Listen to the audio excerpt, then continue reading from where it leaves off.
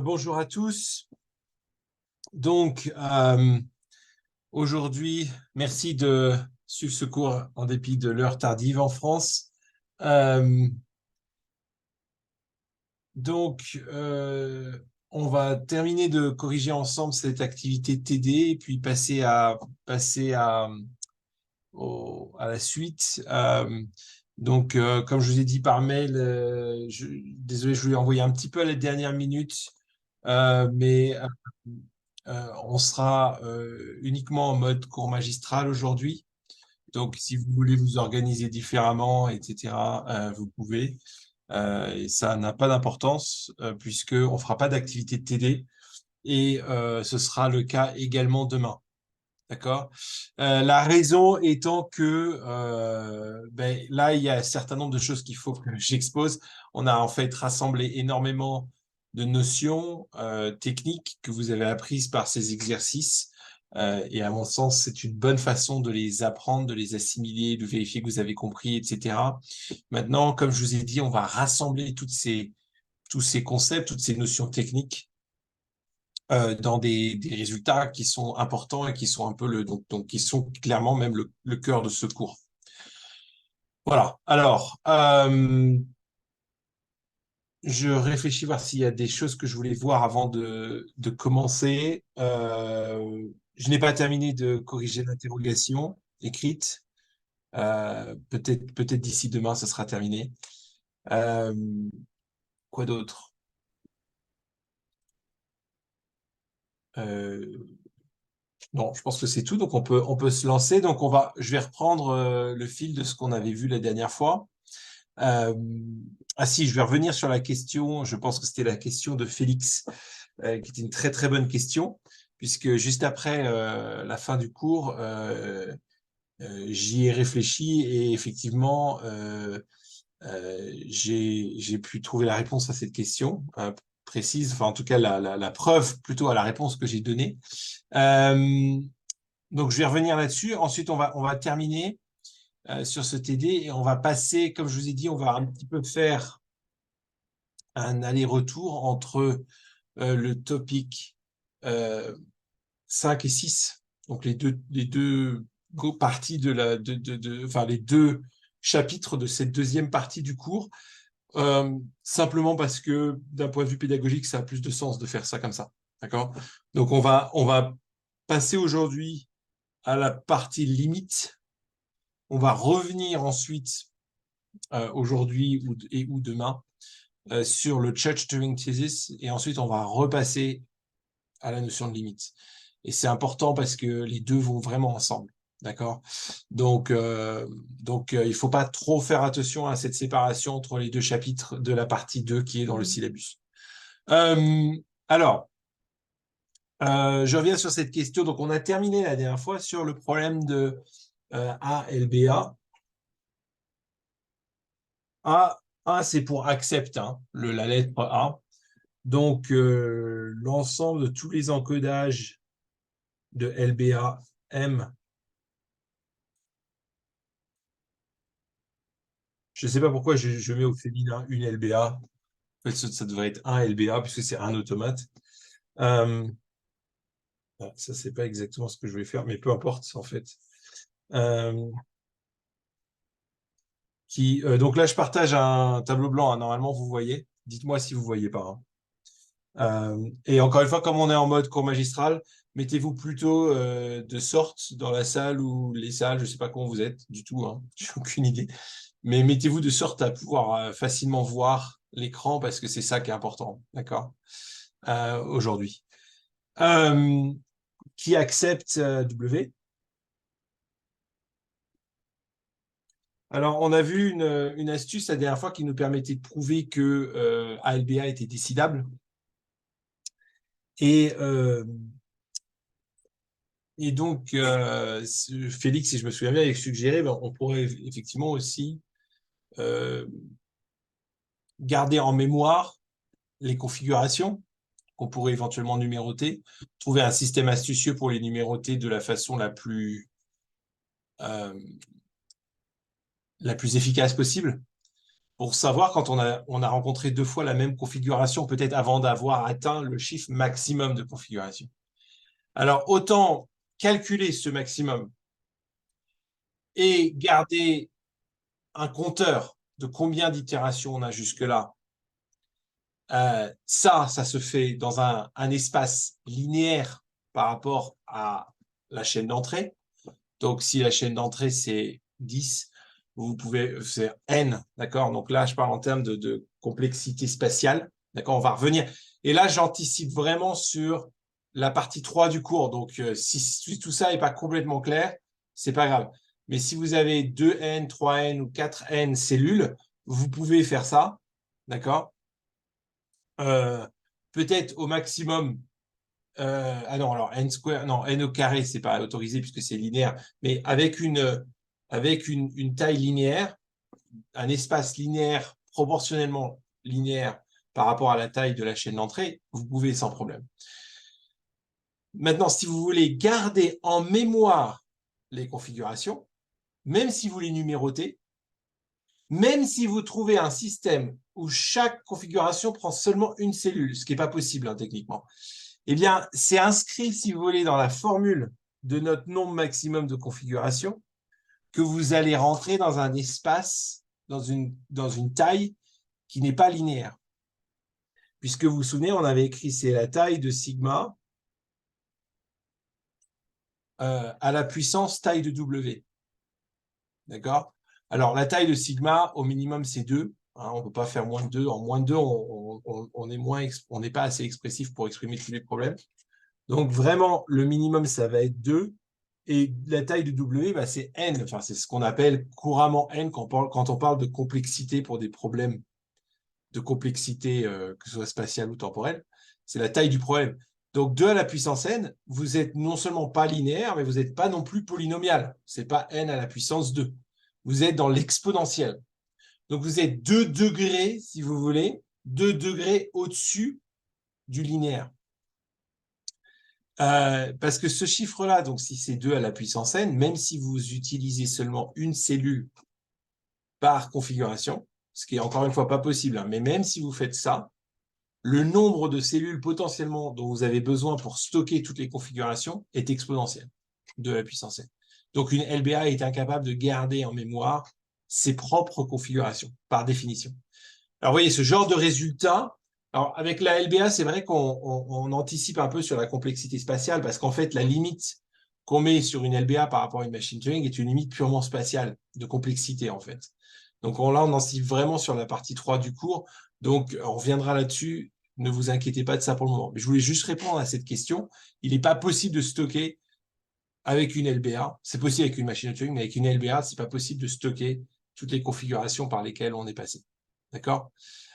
Pour pouvoir vérifier qu'on rentre 2 fois la même configuration. En revanche, il est possible de stocker un indice qui nous donne le nombre d'itérations par lequel on est passé jusque-là et de vérifier si oui ou non ce nombre est inférieur ou égal à n, à 100, 2000, 400.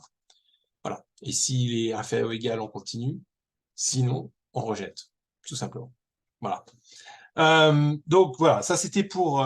Donc on avait terminé là-dessus la dernière fois sur donc la preuve que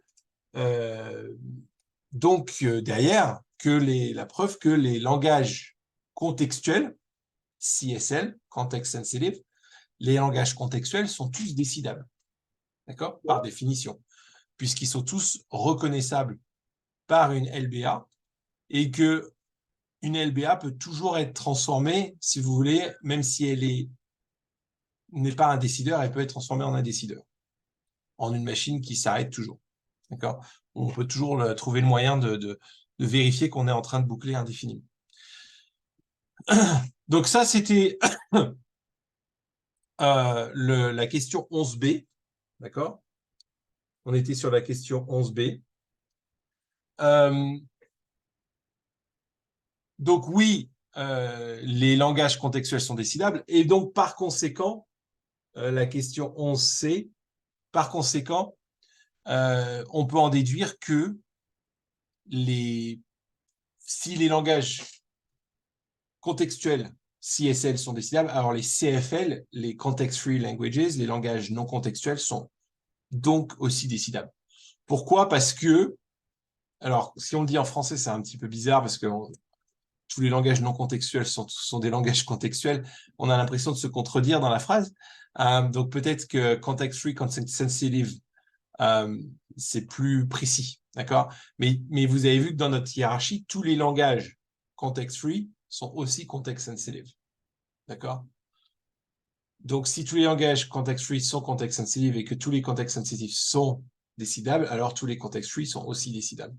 Et donc, par conséquent, on peut en déduire que APDA est décidable, ce langage-là, d'accord? Parce qu'encore une fois, ces langages APDA, ALBA, ADFA, ce sont des langages qui, en quelque sorte, résument toute une classe de langages. Et je pense que c'était ça qui était le point compliqué au début. Et j'ai vu qu'il y avait un groupe, je crois que c'est le groupe 1, qui un petit peu avait du mal à voir ce lien-là et voulait en fait voir APD, ADFA comme une classe de langage. Et c'est pas tout à fait faux, en fait, puisqu'il parlait de ADFA comme une classe de langage et les langages appartiennent à ADFA. Alors, c'est pas vrai, parce qu'en fait, ADFA, c'est un langage avec des chaînes de caractères. Donc, ADFA ne contient que des chaînes de caractères. Mais là où il n'était pas tout à fait complètement à côté de la plaque, c'est que ADFA représente, avec un seul langage, toute une classe de langages. Pourquoi? Parce que c'est l'ensemble de tous les DFA qui acceptent une certaine chaîne. Enfin, c'est tous les couples DFA chaîne de caractères tels que ce DFA accepte cette chaîne. Et donc, derrière, on a en fait tous les langages réguliers. On a un langage, ce qu'on va pouvoir dire sur ce langage-là, disons-le comme ça, va nous donner des informations sur ce qu'on peut dire sur la classe de tous les langages réguliers. OK? Voilà, c'est là où il y a un lien. Donc, APDA, c'est pareil, c'est le langage qui contient des encodages de PDA associés à une certaine chaîne telle que ce PDA accepte cette chaîne. Alors, on peut prouver par ailleurs sans utiliser alors, on peut prouver soit en reconnaissant que les CSL sont décidables, mais on peut aussi prouver indépendamment que APDA est décidable. D'accord? Pour prouver ça, il suffit de voir que, alors là, le PDA n'est pas très utile, parce que le PDA aussi peut boucler indéfiniment. Hein. On peut trouver avec le epsilon, on peut se retrouver dans des situations compliquées. L'astuce, là, c'est d'utiliser plutôt les grammaires. Si on met une grammaire sous la forme normale de Chomsky, qui est expliquée dans le livre, sur lesquels nous ne sommes pas attardés parce que pas forcément le plus important pour ce cours, mais on peut prouver que il y a un nombre maximum d'étapes pour aller de la variable de départ jusqu'à une chaîne de caractères en utilisant la forme normale de Chomsky pour n'importe quelle grammaire non contextuelle. Et ce nombre maximum de mémoire, c'est quelque chose comme 2n plus 1. Et quand vous avez un nombre maximum d'étapes, n étant la taille de la chaîne de caractères, quand vous avez un nombre maximum d'étapes, eh bien, vous pouvez montrer, comme pour le LBA, que on peut toujours arriver à une décision, d'accord, en un certain nombre d'étapes. Voilà. Vous pouvez tester en fait toutes les dérivations possibles à partir d'une certaine variable pour une certaine grammaire. Voilà. Je ne vais pas m'attarder là-dessus, parce que c'est pas le plus important ici. On va passer à la question 12, qui est une question importante, qui est un peu particulière, mais qui est vraiment importante, puisque là, on essaye de voir donc le point charnière entre les langages qu'on a vus jusque-là. Donc, je vous ai donné un certain nombre d'exemples. Par exemple, on avait... donc là, je vous mets une liste de langages. Donc, avec 0 étoile, 1 étoile, 0, 2 à la puissance n0, 0n, 1n, d'accord, avec n supérieur ou égal à 0, 0 ou 1 étoile, qui est la même chose que sigma étoile, si sigma est limité à 0 et 1, Donc là, c'est vraiment n'importe quelle chaîne avec des 0 et des 1. AN, BN, CN, d'accord? Un langage qui est context sensitive. On a vu, par exemple, W dièse W, ou W, les palindromes, W avec l'inverse de W, d'accord? On a vu tous ces langages-là. Alors, on en a vu d'autres, hein. Ce sont des exemples. Qui étaient reconnus donc par certains automates. Vous aviez de l'autre côté des automates, hein, qu'on va appeler arbitrairement M1, M2, M3, M4, M5, M6, M7, d'accord? Et on a en fait entre les deux une relation de reconnaissance, d'accord? Un automate reconnaît un certain langage, d'accord? Donc voilà, hop, comme ça, ainsi de suite. Jusque-là, ça va. Maintenant, ces langages qu'on vient de définir, là, ADFA, APDA, ALBA,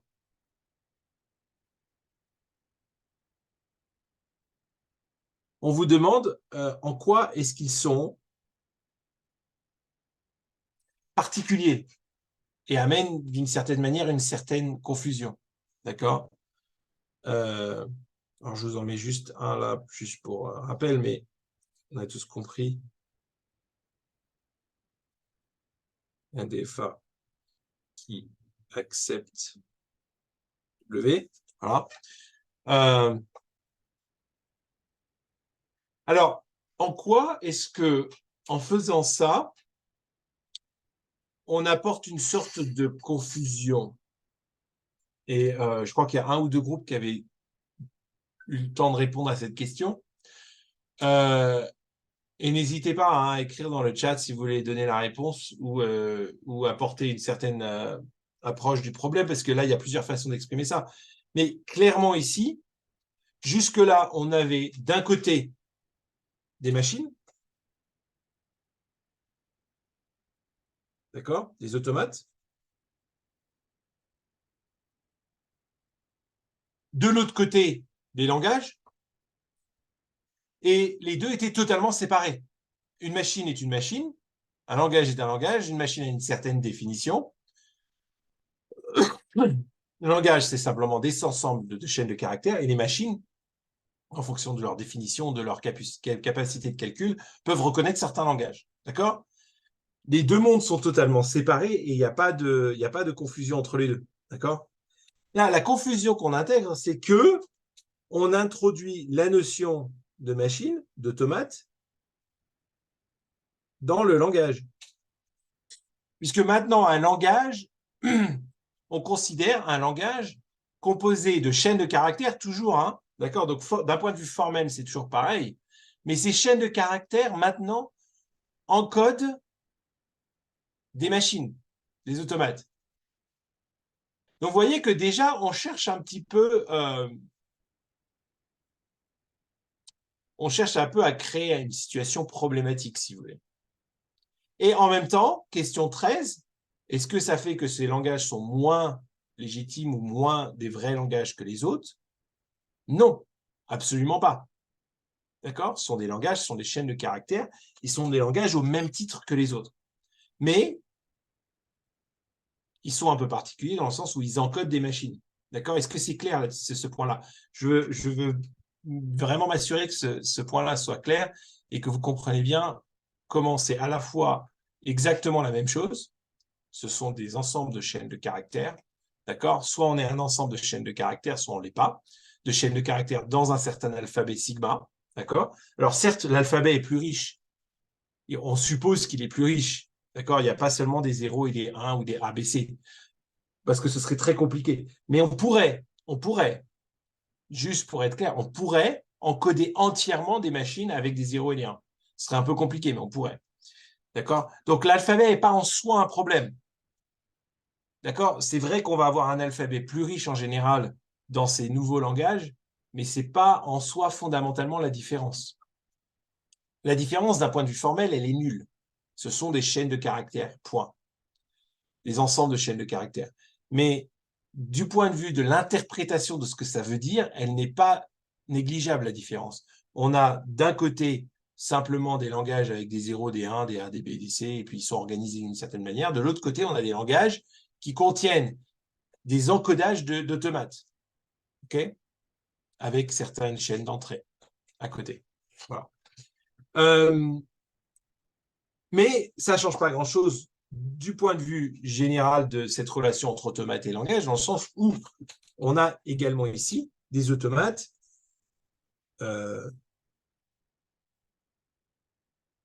des machines de Turing qui reconnaissent également ces langages-là. Même, on a vu qu'on pouvait concevoir des machines de Turing qui les décident. D'accord? Pas seulement qui les reconnaissent, mais qui les décident. Donc,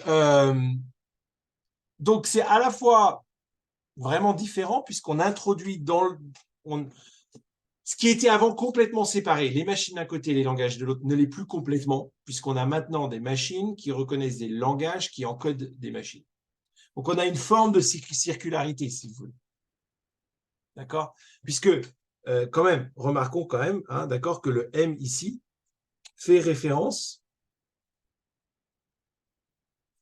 à un DFA.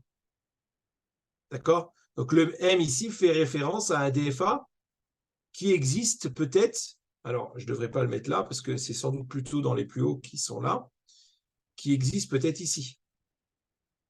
D'accord? Donc, on encode des machines. Donc, on a une forme de circularité. On a une machine qui reconnaît un langage qui contient des encodages de machines. Donc, on a généré, si vous voulez, dans notre modèle, une forme de circularité qui va être le début d'une situation problématique. Et on va y revenir. On va la voir clairement, la situation problématique, quand on arrive au langage particulier qui est encore plus particulier, qui est ATM. On va voir à la fin. Mais déjà, c'est important de voir qu'on crée une situation problématique tout en faisant quelque chose qui est totalement légitime du point de vue purement formel. Encore une fois, ce sont des langages, ce sont des ensembles de chaînes de caractères. Il n'y a aucun problème de ce point de vue-là. D'accord? Mieux que ça. Mieux que ça. Non seulement il n'y a pas de problème, mais en plus, ce sont des langages qui sont très importants puisqu'on a vu que montrer que ces langages sont décidables, qu'il existe une machine de Turing qui est un décideur pour ces langages, montrer que ces langages sont décidables est le seul moyen de vraiment prouver rigoureusement qu'une classe entière de langages, par exemple les langages réguliers, est décidable. Donc, non seulement ils sont tout à fait légitimes, mais en plus extrêmement pratiques du point de vue théorique, d'accord, puisqu'ils nous apportent des résultats importants. D'accord. Donc, et encore une fois, même si on définit ces langages de façon très générale, d'accord, je veux vraiment que ce soit très clair pour vous, ce sont des ensembles très concrets de chaînes de caractères très concrètes. D'accord? Je vous ai déjà donné, je ne vais pas le refaire, je vous ai déjà donné des exemples de comment on pourrait encoder un DFA. On encode l'alphabet sigma, l'ensemble Q de tous les états possibles, l'ensemble de toutes les transitions possibles, etc. D'accord? Je ne vais pas revenir là-dessus, mais si ce n'est pas clair, dites-le moi. Okay? Donc, s'il y a quelque chose qui n'est pas clair là, dites-le moi. OK. Donc, j'insiste encore une fois, je prends mon temps sur ce sujet-là parce que c'est vraiment important pour bien comprendre les bases de ce qui va suivre après. Donc, ce sont des langages au même titre que les autres. Question 13, pas de problème. Question 14. On va maintenant considérer la suite logique de ADFA, APDA, ALBA. Quelle est la suite logique? Ben, tout simplement ATM. Le langage ATM, qui est, d'accord? Donc, au lieu de considérer l'ensemble de tous les encodages de DFA ou de PDA ou de LBA avec une certaine chaîne d'entrée telle que ce DFA ou cet automate accepte cette chaîne d'entrée, on va élargir simplement à toutes les machines de Turing. Donc, c'est l'ensemble MW telle que M est une machine de Turing qui accepte W.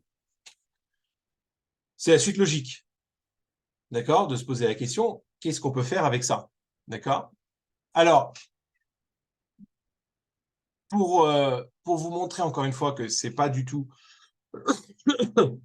un langage qui est hors de notre conception ou qui est complètement théorique et qui n'a aucune réalité pratique, on peut simplement se référer à votre troisième projet où vous avez en fait réalisé un programme qui est capable de reconnaître ATM, littéralement, d'accord? Puisque, alors, sous un certain encodage, alors notre encodage, c'était, on avait défini un certain fichier, une certaine façon d'encoder nos machines de Turing. C'est un encodage qui est tout à fait valide dans un fichier texte, d'accord? Et votre programme répond accepte si cette machine de Turing accepte la chaîne d'entrée qui est rentrée par l'utilisateur. C'est exactement la définition de, on va l'appeler M11, M11, qui reconnaît ATM. Donc, question 14a, qu'est-ce que votre troisième programme peut être appelé par rapport à ATM? Ben, c'est un reconnaisseur de ATM. Recognizer. Votre programme, vous avez créé un reconnaisseur de ATM. Ni plus ni moins. D'accord? Puisque votre programme accepte quand la machine de Turing, qui est n'importe quelle machine de Turing, M accepte la chaîne d'entrée W. OK. Alors, question 14b, qu'est-ce qu'une machine de Turing universelle? Ben, c'est exactement ça. C'est une machine de Turing qui reconnaît ATM. N'importe quelle machine de Turing, alors on peut le faire de différentes façons. Alors, vous, on pourrait dire, vous n'avez pas vraiment écrit une machine de Turing, vous avez écrit un programme en utilisant un langage qui s'appelle Java, oui, Java, et donc Java est différent d'une machine de Turing, d'accord? Il n'a pas exactement la même composition syntactique, etc. Mais néanmoins, on pourrait très bien imaginer qu'on pourrait transformer votre programme Java en machine de Turing. D'accord? Java, comme tous les langages de programmation, est ce qu'on appelle Turing Complete. Et Turing Complete, ça veut dire un langage qui est aussi puissant qu'une machine de Turing et qui est équivalent en termes de puissance de calcul. Donc, tout ce que vous pouvez faire avec ce langage, vous pouvez le faire avec une machine de Turing. Tout ce que vous pouvez faire avec une machine de Turing, vous pouvez le faire avec ce langage. Ce sont les langages équivalents. Alors, en fait, tous les langages de programmation que vous connaissez, hein, Java, C, C++, Python, tous ces langages-là sont tous Turing Complete, d'accord? En fait, la plupart des langages de programmation, même les plus hétérodoxes, si vous allez voir du côté de Prolog que vous allez étudier, je crois, au deuxième semestre, Prolog, par exemple, n'a pas la notion de variable comme dans Python, n'a pas la notion d'objet, n'a même pas la notion de boucle, par exemple. Vous ne pouvez pas faire de boucle, while avec Prolog, mais parce que vous avez la possibilité de faire de la récursion, en fait, Prolog est aussi Turing Complete. En fait, il y a beaucoup de langages qui sont Turing Complete. On peut même, il y a même une vidéo que je vous partagerai qui est assez drôle, où quelqu'un présente, démontre que PowerPoint est aussi Turing Complete, qu'on peut très bien exécuter une machine de Turing avec PowerPoint en utilisant les animations. Alors, donc, ça veut dire que ce que vous avez fait pour votre troisième projet, c'est une machine de Turing universelle, dans un sens. Qu'est-ce que c'est qu'une machine de Turing universelle? C'est une machine de Turing qui est capable de simuler n'importe quelle autre machine de Turing en prenant un encodage de cette machine de Turing et d'une chaîne d'entrée. Donc, autrement dit, tout simplement, c'est une machine de Turing qui reconnaît ATM. C'est ça une machine de Turing universelle. D'accord? Une machine de Turing universelle, c'est une machine de Turing qui reconnaît ce langage ATM. OK. Jusque-là, pas de problème. Alors, si on revient à notre question sur la confusion, quelle est la couche de confusion qu'on ajoute là? Et il y a un groupe qui a très bien répondu, c'est assez facile de voir. Là, ce n'est pas seulement qu'on crée des langages qui encodent des automates, c'est qu'on a créé un langage qui encode une machine de Turing. Et pourquoi ça ajoute un niveau de confusion en plus? Puisque la machine de Turing, c'est notre modèle par excellence, c'est le modèle supérieur, c'est le modèle qui englobe tout ce qui est calculable, selon la thèse de Church-Turing, sur laquelle on reviendra. Et en plus, c'est le modèle dans lequel on définit la notion même de ce que ça veut dire que être décidable. La notion de décidabilité. Donc, la notion d'algorithme et de calcul en général est englobée par les machines de Turing, mais la notion même de décidabilité est définie dans le contexte d'une machine de Turing. Donc, de poser la question, par exemple, est-ce que ATM est décidable? Là, on ajoute vraiment un autre niveau de confusion et de circularité, si vous voulez.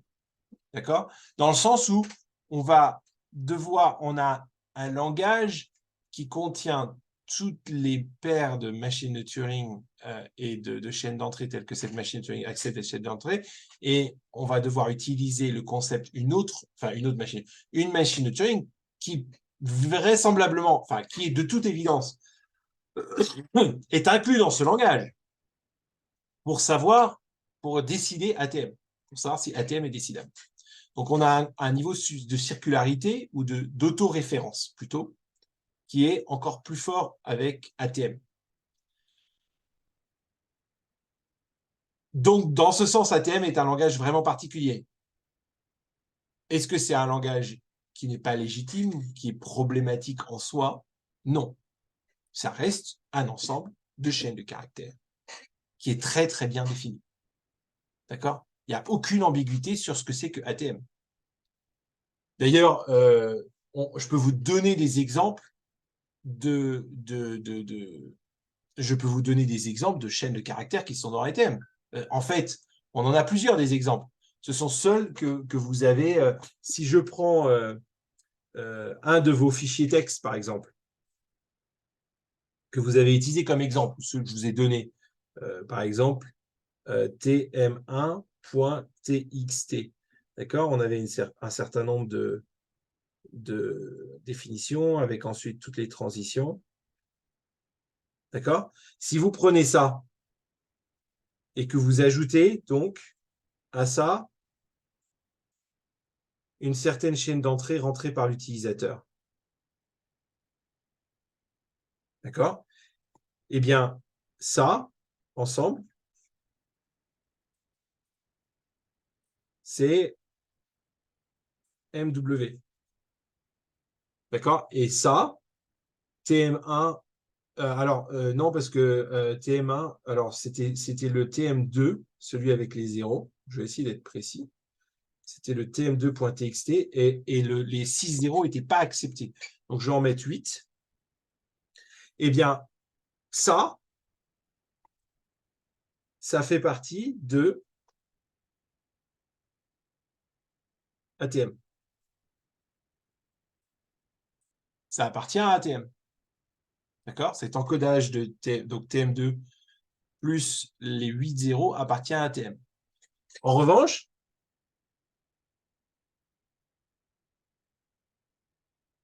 si j'enlève les 2 zéros, là, j'en mets que 6, puisque 6 zéros n'est pas un exposant de 2, d'accord? On n'a pas 6 n'est pas un exposant de 2. Enfin, 6 n'est pas égal à n'est pas il n'y a pas de 2 puissance n qui est égal à 6. Hein. Si j'enlève ces 2 zéros, et bien là, du coup, on n'est plus dans ATM, tout simplement. D'accord? Donc, TM2 avec les 8 zéros, on est dedans. TM2 avec 6 zéros, on n'est pas dedans. TM2 avec 4 zéros, on est dedans. TM2 avec 3 zéros, on n'est pas dedans.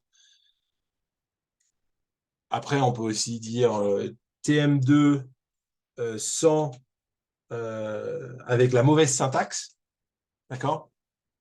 Sans l'alphabet de départ et sans le QAccess, enfin sans l'alphabet de départ, par exemple, si je ne donne pas l'alphabet, on va considérer que c'est un mauvais encodage, c'est une mauvaise machine learning. Là, on n'est pas non plus dans ATM.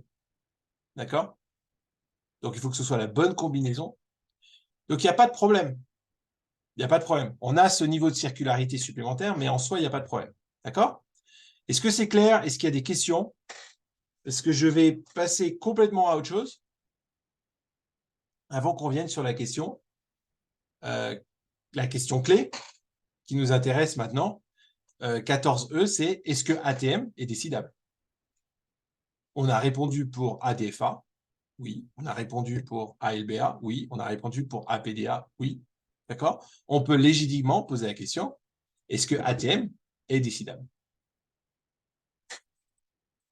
Je vois qu'il y a une question. OK? Ça va? S'il y a des doutes, s'il y a un truc qui n'est pas clair, vraiment, envoyez dans le chat. Je n'ai pas compris exactement ce que vous pouvez dire par circularité, ou je n'ai pas compris exactement ce que c'était que ATM.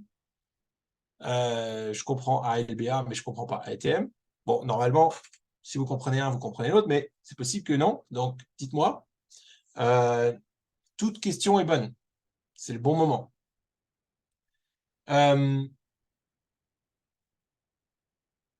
OK. Alors, je vais ouvrir une grande parenthèse pour... alors, je vais sauvegarder le tableau. Comme ça, on pourra revenir dessus si besoin.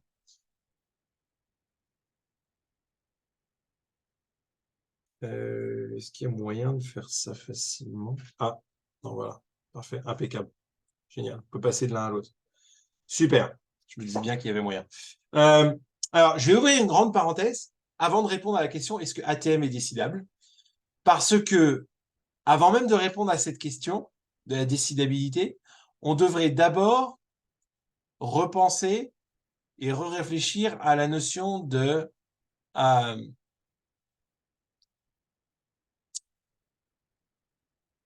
reconnaissabilité. D'accord? Parce que, en soi, d'accord, si je reviens sur mon Venn diagram, ce qu'on sait, c'est qu'on a, bon, on a les langages réguliers.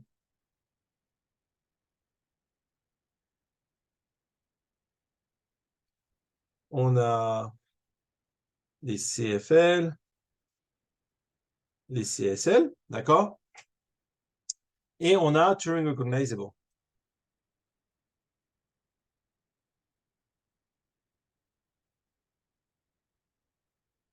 OK? Une des questions, c'est est-ce que le decidable, décidable, alors est-ce que on sait que les CSL sont tous décidables. Il y a deux questions qu'on n'a pas complètement résolues par rapport à nos ensembles, nos classes. C'est est-ce qu'il existe des choses ici? Est-ce qu'il existe des choses ici? Et est-ce qu'il existe des choses ici? D'accord? Donc, c'est ces trois questions que je veux qu'on explore maintenant. Alors, ces trois questions, comment est-ce qu'on peut les poser différemment? Est-ce qu'il existe des problèmes qui sont décidables, mais qui ne sont pas context sensitive, des langages qui sont décidables et qui ne sont pas context sensitive? Donc, ça voudrait dire en fait des langages qui requièrent plus qu'un LBA. Et avec la question de Félix tout à l'heure, on a un petit peu effleuré cette idée, c'est-à-dire qu'il semble que sur certains problèmes qui nécessitent un espace exponentiel, par exemple, si j'ai un problème qui nécessite un espace exponentiel, des problèmes très difficiles, il est possible qu'il soit décidable, mais qu'il nous faille une machine de Turing, qu'il nous faille quelque chose de plus, en tout cas, qui nous donne, où on ait plus d'espace qu'un LBA. D'accord? Donc ça, c'est tout à fait possible. On peut voir intuitivement que c'est probablement le cas. Les questions qui sont plus compliquées à répondre, c'est est-ce qu'il existe des problèmes qui sont Turing recognizable, mais pas décidables? c'est-à-dire des problèmes tels qu'on peut trouver une machine de Turing qui reconnaît ce problème, mais on ne peut pas en trouver une qui le décide, c'est-à-dire qui s'arrête systématiquement. Ça, c'est un peu plus difficile, parce que ça veut dire qu'il faut prouver, et là, je reviens sur mon Einstein-Dun's problème, Einstein-Dun's problème, je ne sais pas comment on dit ça, mais vous voyez à quel mot je fais référence, c'était dans la présentation que j'ai donnée il y a 2 séances, je crois. C'est donc le problème de David Hilbert, les 2 problèmes, où il demande un algorithme précis pour répondre à pour pouvoir décider si oui ou non il y a une solution. Et on se rend compte, mais s'il n'y a pas de solution, ça devient un problème de décision en général. C'est-à-dire, peut-on arriver à une décision? Et donc, c'est entre autres, enfin, une façon de poser ce problème, c'est est-ce que ces problèmes-là sont décidables? Est-ce qu'on peut arriver à une décision? D'accord? La question, c'est pas est-ce qu'il y en a une, c'est est-ce qu'on peut rigoureusement, par un certain algorithme, trouver la réponse? D'accord? Et le troisième point d'interrogation, c'est existe-t-il des problèmes qui ne sont même pas Turing recognizable, c'est-à-dire pour lesquels il n'y a même pas de machine de Turing qui peut les reconnaître. Alors, par défaut, ces problèmes-là sont évidemment pas décidables, d'accord? Puisque, d'accord, on a bien vu qu'un décideur, une machine de Turing qui décide, d'accord, une machine de Turing, juste pour rappel, d'accord, elle peut accepter avec une certaine chaîne d'entrée W, elle peut rejeter, ou elle peut boucler indéfiniment. D'accord? Un décideur, c'est une machine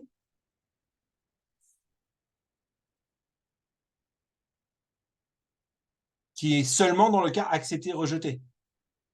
D'accord? Un reconnaisseur,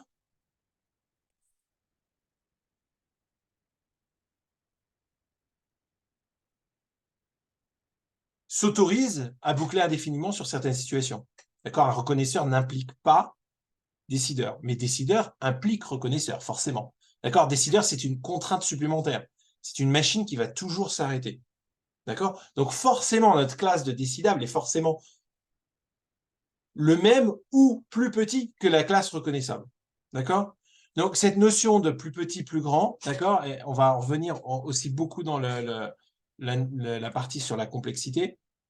Donc, c'est vraiment important de bien comprendre ça, d'accord? Quand vous rajoutez une contrainte, forcément, vous réduisez l'espace, tout simplement, d'accord? Comme dans les problèmes de recherche d'optimisation, etc. D'accord? Si vous rajoutez des contraintes, vous limitez l'espace.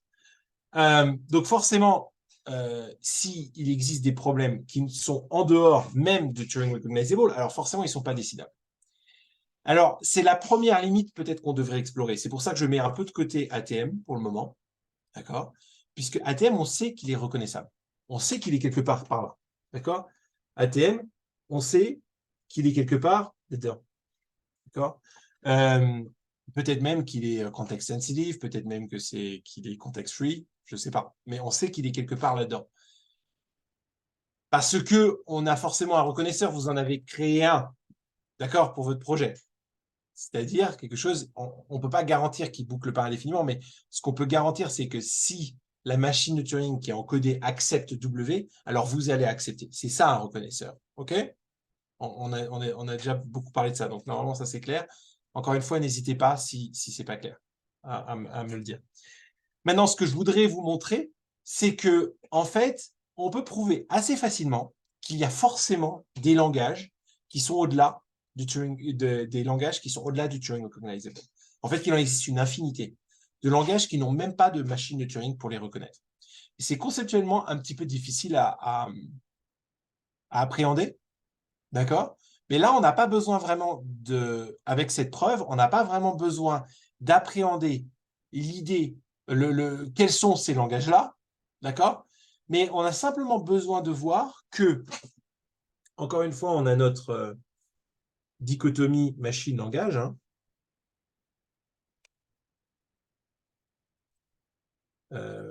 En fait, machine de Turing, je devrais dire.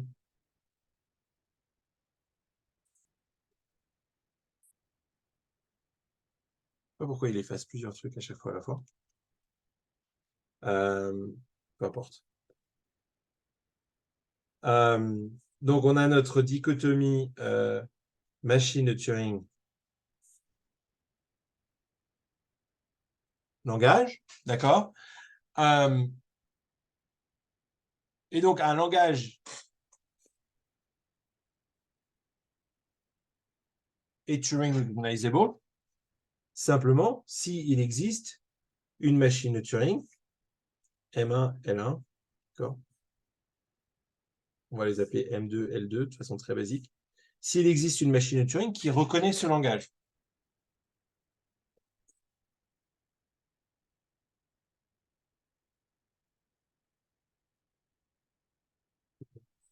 Voilà.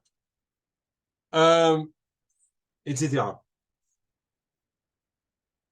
Alors, quelle est une astuce qui nous permettrait de prouver qu'il y a forcément des langages qui ne sont pas reconnaissables par des machines de Turing? Je vous pose la question. Comment est-ce qu'on pourrait prouver facilement, sans aller forcément chercher un langage précis et montrer qu'il n'y a pas de machine de Turing qui le reconnaît, mais prouver, si on regarde du point de vue de l'ensemble, d'accord? Déjà, combien de langages une machine de Turing peut reconnaître au maximum?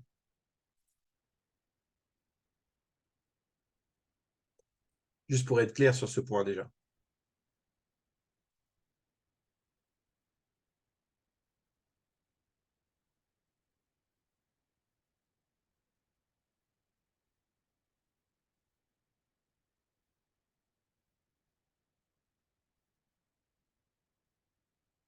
Une machine de Turing reconnaît combien de langages? Je pourrais poser la question pour n'importe quel automate. Hein. ADFA reconnaît combien de langages réguliers, etc.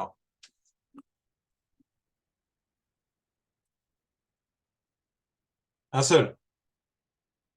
Alors, il y a quelqu'un qui a dit plus que un. Non, c'est pas possible. Parce que c'est pas possible de reconnaître plus euh, un langage,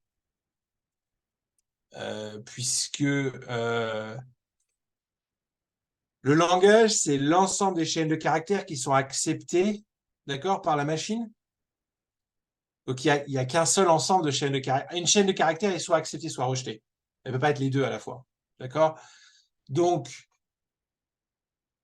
il n'y a qu'un seul ensemble de chaînes de caractères acceptées par une machine. Vous voyez ce que je veux dire? D'ailleurs, c'est pour ça qu'on avait une fonction, on l'a utilisée plusieurs fois. La fonction L, d'accord? On l'a utilisée plusieurs fois, on a dit quelle est L de M1 par exemple. D'accord? On a dit L de M1 égale L1. C'est une fonction parce qu'on a en fait un mapping. On a à chaque machine, on associe un et un seul langage. D'accord? De même que si vous prenez un DFA, c'est pareil. Un DFA ne reconnaît qu'un seul langage.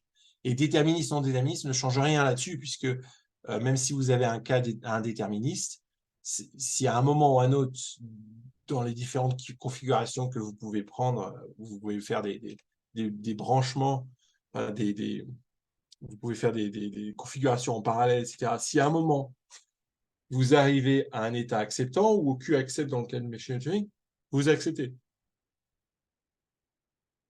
Donc, il y a forcément un seul langage associé à une machine. Alors, si je prends si je prends un alphabet par exemple 0, hein, d'accord, euh,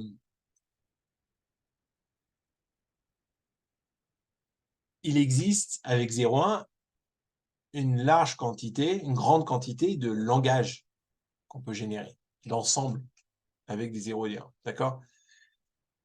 Comment est-ce que je pourrais prouver que certains langages, facilement prouver que certains langages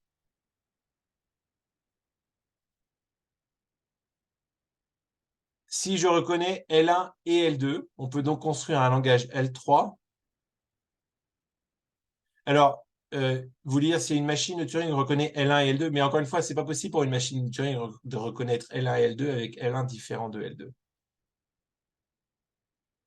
Donc, il faudrait que vous m'expliquiez ce que vous voulez dire par...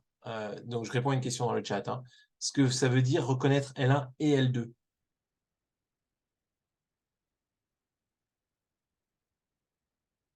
Pour une machine de Turing. En fait, le truc, c'est qu'une machine de Turing, d'accord, vous prenez M8, peu importe votre machine de Turing, si vous rentrez une chaîne W dans M8, soit elle accepte, soit elle rejette. Je mets de côté le cas des boucles. Mais c'est pas les deux à la fois. D'accord? Vous essayez d'imaginer des cas où une machine de Turing pourrait reconnaître deux langages. Très bien, c'est ce qu'il faut faire. C'est le meilleur moyen de comprendre le cours. C'est d'essayer d'imaginer d'autres choses. D'accord? Donc, c'est très bien de faire ça. Mais ce que je veux que vous compreniez, c'est que dans tous les automates qu'on a vus, vous avez une chaîne en entrée et vous ne pouvez pas avoir deux réponses pour la même chaîne. D'accord? Donc, si vous définissez le langage reconnu par une machine de Turing, c'est vraiment la définition de ces langages, hein, comme étant l'ensemble des chaînes qui sont acceptées, vous arrivez seulement à un seul langage. Vous avez un seul ensemble de chaînes acceptées. D'accord?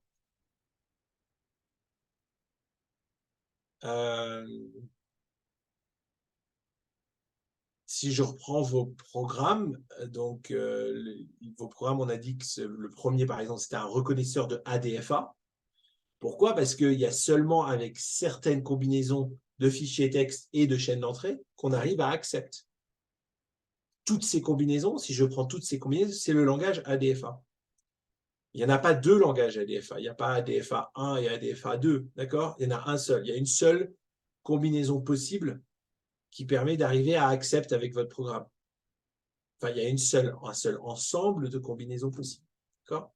N'oubliez pas que les langages sont des ensembles. Donc, c'est l'ensemble maximum de tout ce qui est accepté par une certaine machine de Turing. Donc, pour une machine de Turing, vous aurez toujours un seul langage. Maintenant, l'inverse n'est pas vrai. Attention, un langage peut être reconnu par plusieurs machines de Turing. D'accord? C'est tout à fait possible que M4 et M5 reconnaissent tous les deux L4. Bien sûr, il y a plusieurs façons de créer une machine. Il y a plusieurs possibilités de machines pour un même langage. Vous pouvez imaginer de même qu'il y a plusieurs algorithmes qui permettent de faire la multiplication de nombres. Vous pouvez créer plusieurs algorithmes pour faire la multiplication de nombres. Vous pouvez soit faire une boucle qui fait des additions un certain nombre de fois, ou soit utiliser directement la multiplication qui est pré-programmée par Java. D'accord? Donc, mais une machine va toujours reconnaître un seul langage. Okay? Alors maintenant, quelle est l'astuce qui permet, à votre avis, comment est-ce qu'on peut facilement prouver qu'il y a des langages qui ne peuvent pas être Turing recognizable, qui doivent être forcément là-dedans, dans cet espace-là?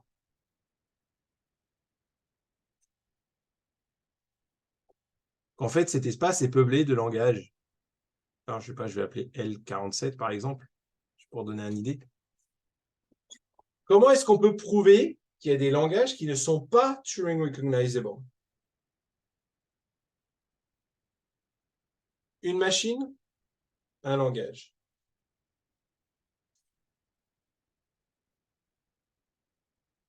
Comment est-ce que vous pouvez réussir à montrer qu'il y a des langages qui ne sont pas Turing recognizable, qui donc, comment on peut reformuler ça? Oui, inégalité stricte de cardinalité des deux ensembles, très bien, mais c'est bien. Vous avez vu ça, les inégalités de... Vous avez vu la notion de cardinalité en théorie des ensembles? Ben, c'est exactement ça, bravo. Très bien, je ne sais pas qui a répondu ça, groupe 7, et c'est très très bien, c'est exactement ça. Il vous suffit de montrer, alors on peut dire ça de façon plus simple, hein, si un langage n'est pas Turing recognizable, c'est-à-dire qu'il n'a pas de machine qui le reconnaît. D'accord? Donc il suffit de montrer qu'il y a moins de machines que de langages. Que vous n'avez pas pour chaque... Il y a des langages qui n'ont pas leur machine. D'accord? Puisque une machine ne reconnaît qu'un langage. D'accord? Donc, si vous avez 4 machines et 8 langages, d'accord? Ça ne marche pas parce qu'en fait, il y en a une infinité. Mais si vous avez 4 machines et 8 langages, on est d'accord qu'il y a forcément 4 langages qui ne vont pas avoir leur machine. Il y en a 4 qui vont avoir leur machine, au plus, puisqu'une machine peut, potentiellement, 2 machines peuvent reconnaître le même langage. Donc, au mieux, il y en a 4 qui sont Turing Recognizable, d'accord?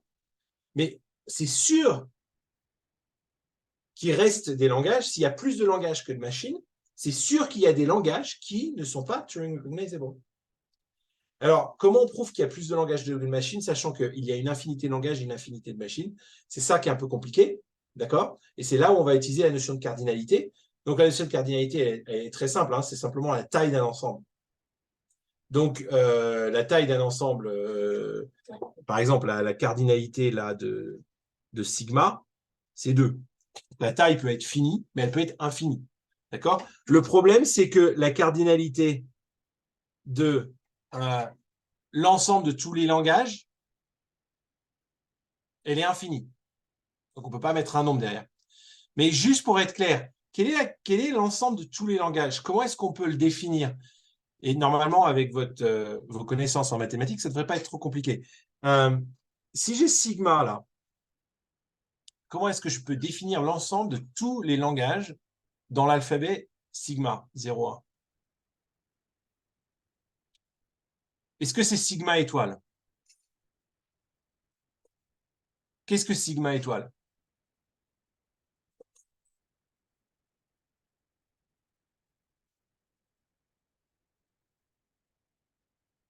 Vous vous souvenez, sigma étoile, d'accord, c'est 0 ou 1 étoile.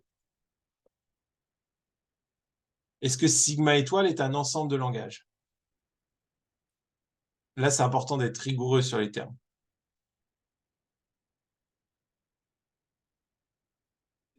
Non, sigma étoile n'est pas isomorphe à l'ensemble des entiers. Enfin, l'ensemble. Déjà, définissons l'ensemble de tous les langages.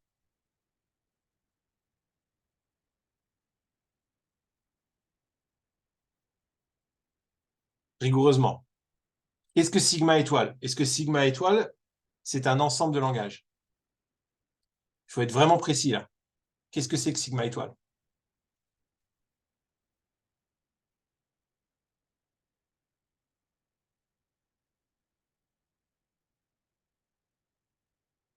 Qu'est-ce que c'est que 0 étoile, 1 étoile? C'est un langage. D'accord? Ça, c'est un langage. 0, c'est un langage. D'accord? L'ensemble vide, c'est un langage. Sigma étoile, c'est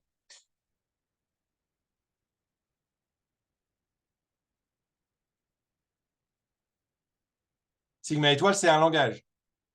C'est tous des langages. Non, sigma étoile, c'est pas tous les langages. C'est un langage.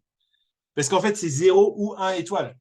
C'est l'ensemble de toutes les chaînes de caractères avec des 0 et des 1, n'importe lesquelles. D'accord? Maintenant, 0 étoile, 1 étoile, c'est l'ensemble de chaînes de caractères avec certaines contraintes.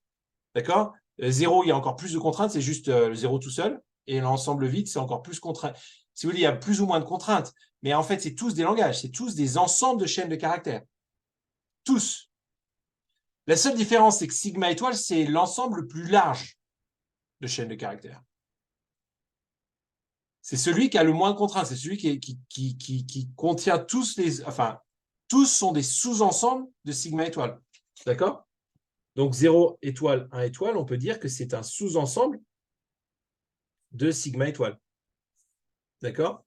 Pareil, par exemple, pour 0 étoile, c'est un sous-ensemble de sigma étoile. C'est tous des sous-ensembles de sigma étoile. D'accord? Donc pour tout, L appartient à, et c'est ça que je voudrais que vous me trouviez, L est un sous-ensemble de sigma étoile. Bah, si tous les L, les langages, sont des ensembles de sigma étoile, alors c'est quoi l'ensemble de tous les langages? On va terminer là-dessus. Non, on n'appelle pas ça une limite supérieure. C'est une partition de sigma étoile. D'accord? Vous connaissez le concept de partition, c'est l'ensemble de tous les sous-ensembles. L'ensemble de tous les sous-ensembles de sigma étoile, c'est l'ensemble des langages. D'accord? Donc ça, normalement, Donc, faire attention. Sigma étoile, c'est un langage. C'est juste le langage qui contient toutes les possibilités de 0 et de 1 dedans, ordonnées de n'importe quelle façon.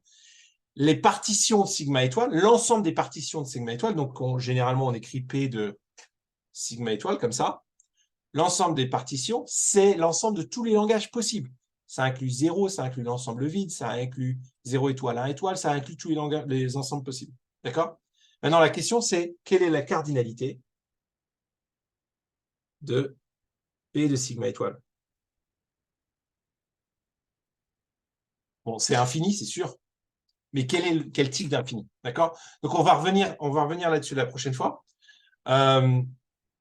Demain. D'accord? Donc, demain, pareil, on sera en mode comme ça, cours magistral. Donc, si vous voulez, par exemple, s'il y a un étudiant qui peut, je ne sais pas comment vous êtes organisé aujourd'hui, mais s'il y a un étudiant qui peut se porter volontaire peut-être pour projeter ou quelque chose comme ça, s'il y a un mode de fonctionnement qui convient mieux pour ce type de cours, n'hésitez pas à le mettre en place, ça pourrait être bien. Voilà, donc je vous dis à demain. Demain, on se voit, je crois, à 16h30. C'est ça, 16h30 comme d'habitude. À demain.